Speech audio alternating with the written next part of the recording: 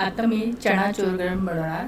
त्याच्यासाठी मी भिजवलेले चणे घेतले आणि आता आपण रेसिपी सुरू करूया.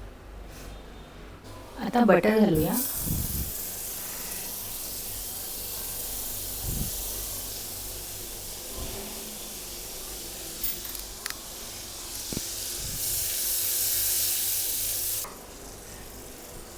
त्यामध्ये कांदा असं शिजवायचा नाही, हलकं शिजवायचं. झालेलं आहे. आता टोमॅटो टाकायचा. टोमॅटो पण जास्त शिजवायचा नाही, थोडं कच्चं असलेलं छान लागतं. आता थोड्या कैरी टाकायच्या, तिखट टाकायचं, थोडं धणे पावडर आणि मीठ घालायचं आणि थोडी कोथिंबीर आणि थोडा चाट मसाला. आता चणे घालायचे.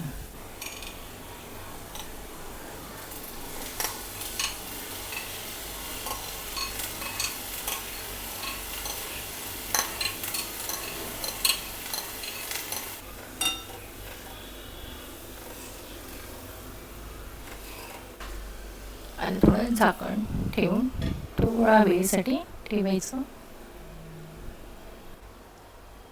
चणा चूर गरम तयार झालेला आहे.